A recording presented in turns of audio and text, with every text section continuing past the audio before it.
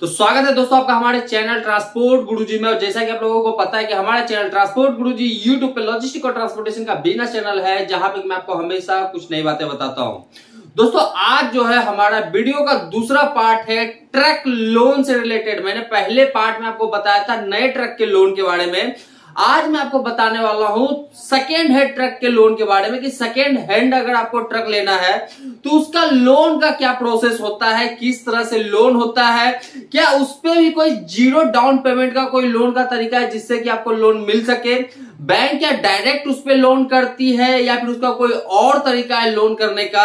अगर आप कहीं बिजनेस करते हो तो आप सेकेंड हैंड ट्रक कैसे खरीद सकते हो, अगर आप कुछ भी नहीं करते हो तो आप सेकेंड हैंड ट्रक कैसे खरीद सकते हो। तो दोस्तों ये सारी चीजें मैं आज इस वीडियो में बताने वाला हूं, तो पूरा वीडियो देखिए जहां से कि आपको इसके बारे में जानकारी मिल सके।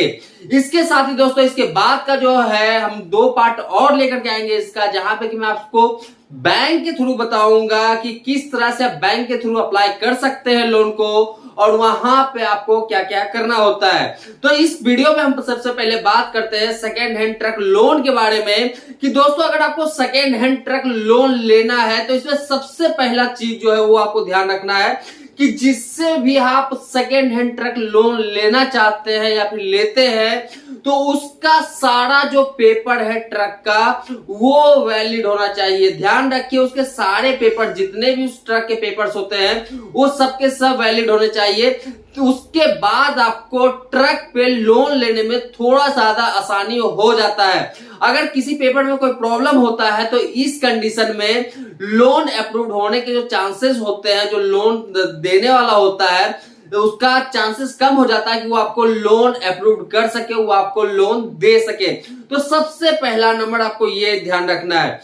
दूसरा नंबर दोस्तों ध्यान रखना है कि जो भी ट्रक आप लोन पे लेना चाहते हो उसको सबसे पहले आप इंस्पेक्शन करवाइए, उसमें किसी भी तरह का कोई मेजर जो है एक्सीडेंट तो नहीं है, मेजर कोई डेंट तो नहीं है। डेंट फिर भी इग्नोरेबल होता है बट एक्सीडेंट जो होता है ट्रकों का वो ज्यादा इग्नोरेबल नहीं होता है। तो ये ध्यान रखिए कि आप जिससे भी ट्रक लेना चाहते हैं, जो भी ट्रक आप लेना चाहते हैं, चाहे वो छोटा ट्रक हो, चाहे वो बड़ा ट्रक हो, चाहे वो ट्रेलर हो, चाहे वो कंटेनर हो, चाहे वो टैंकर हो, उसमें किसी भी तरह का कोई मेजर एक्सीडेंट नहीं होना चाहिए। ये दूसरा नंबर पे जो बात है उसको ध्यान रखना है।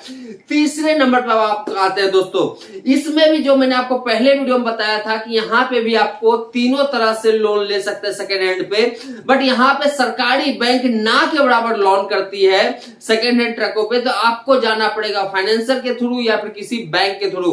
फाइनेंसर जो है दोस्तों यहाँ पे ज्यादा जल्दी आपको सेकेंड हैंड ट्रक पे लोन दे देता है, बल्कि प्राइवेट बैंक जो है वो थोड़ा कम वहां से मिल सकता है, वहां से अप्रूवल जो होता है लोन का वो थोड़ा कम चांस होता है मिलने का। तो आप ऐसा कीजिए कि अगर आपको सेकेंड हैंड ट्रक लेना है तो आप किसी फाइनेंसियर जो आपका एनबीएफसी टाइप के जो होते हैं, जैसे कि श्रीराम फाइनेंस वगैरह हो जाता है, चोलामंडलम जैसे जो हो जाते हैं, जो ये लोग फाइनेंस करते हैं, इन लोगों के पास जा करके आप ट्रकों का लोन करवा सकते हैं। जो श्रीराम फाइनेंस जो आज के डेट में एक तरह से एनबीएफसी टाइप का जो ट्रकों का सबसे ज्यादा लोन करता है, इसके बारे में अगर जानकारी चाहिए दोस्तों तो इसके बारे में मैं लिंक में आपको दे दूंगा श्रीराम फाइनेंस का। आप वहां पे जाकर के देख सकते हैं कि किस तरह से वो सेकेंड हैंड ट्रकों पे लोन देते हैं। इसके बाद क्या होता है कि जब आपके पास डॉक्यूमेंट्स पूरा हो जाता है तो यहाँ पे जो आपके ट्रक का वैल्यू है दोस्तों वो उसके इंश्योरेंस के ऊपर डिपेंड करता है। ध्यान रखिए कि जो ट्रक का इंश्योरेंस हो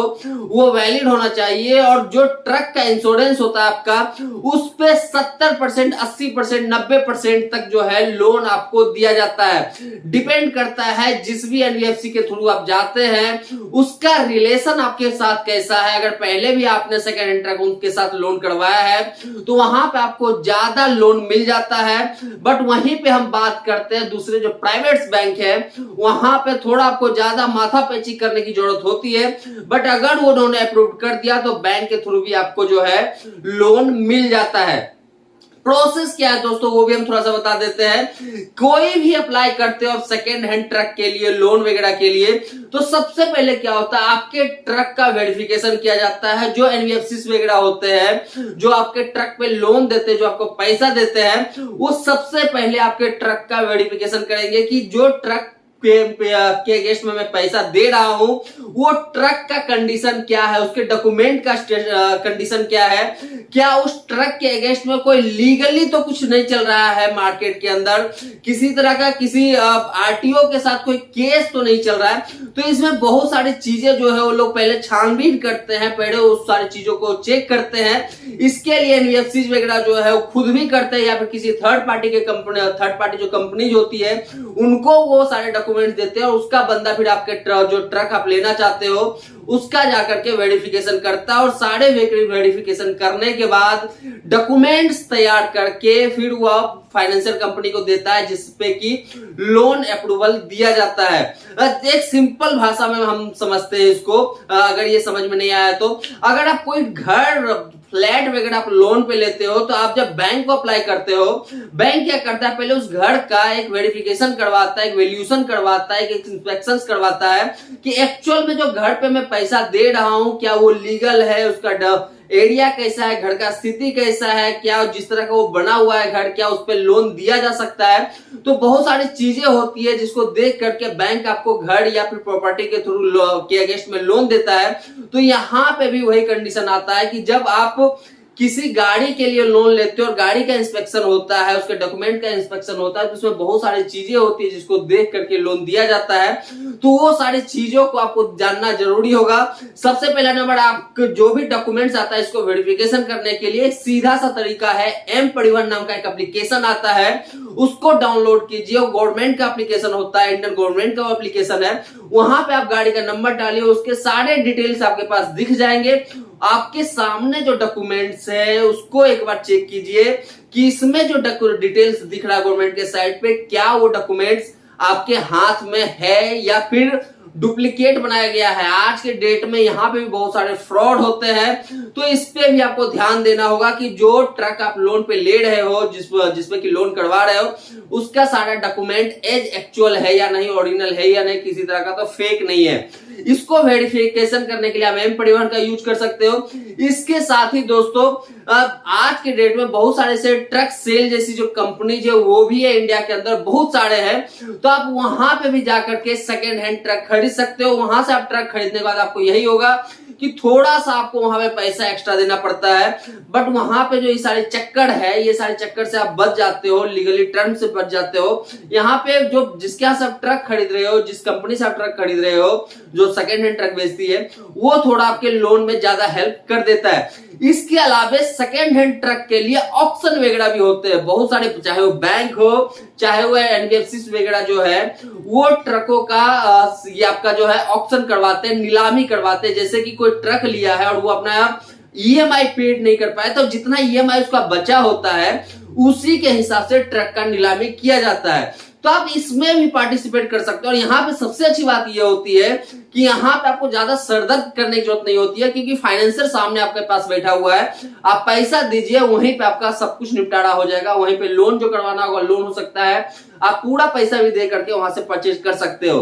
सेकेंड हैंड ट्रक के लिए दोस्तों आप ध्यान रखिए कि हम ज्यादा करके आप लोग लोन प्रिफर मत कीजिए। यहाँ पे विदाउट लोन अगर आप ट्रक खरीद सकते हो तो ज्यादा अच्छा, क्योंकि सेकेंड हैंड जो ट्रक्स होते हैं उसका लाइफ कम होता है। अगर आप उसको भी लोन पे लेते हो तो आपको वहां पे इंटरेस्ट अच्छा खासा पे करना पड़ जाता है। तो इसलिए लोन यहाँ पे ना लेकर के आप ट्राई कीजिए कि टोटल पेमेंट करवा दे। अब आते हैं कि क्या इस पे भी जीरो डाउन पेमेंट पे लोन हो सकता है। तो दोस्तों देखा कम गया है कि किसी भी सेकेंड हैंड ट्रक पे जीरो डाउन पेमेंट पे लोन होता है।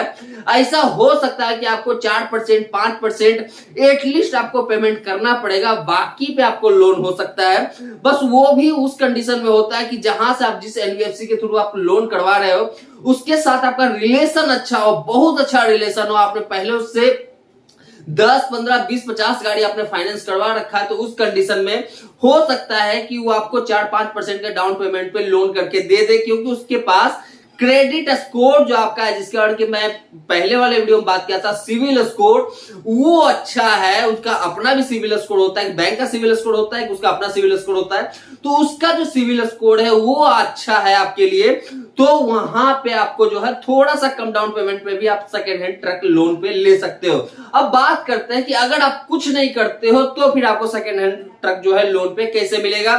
तो दोस्तों इसके बारे में मैंने आपको पहले वीडियो में बता दिया था कि अगर आप कुछ नहीं करते हो तो यहाँ पे आपको कुछ ना कुछ पेमेंट करके कोई ना कोई सामान, आपका जमीन हो या फिर किसी तरह का कुछ सामान हो जिसको कि एक तरह से गिरवी रख करके आप लोन ले सकते हो, या फिर आपका सिविल स्कोर अच्छा है फिर भी आप कुछ नहीं करते हो फिर भी आपने सिविल स्कोर किसी तरीके से मेंटेन करके रखा है, तो पॉसिबिलिटी है कि वहां पे आपको लोन मिल जाता है। तो दोस्तों ये था सेकेंड हैंड ट्रक लेने का पूरा सेकेंड हैंड ट्रक का लोन पे लेने का पूरा तरीका।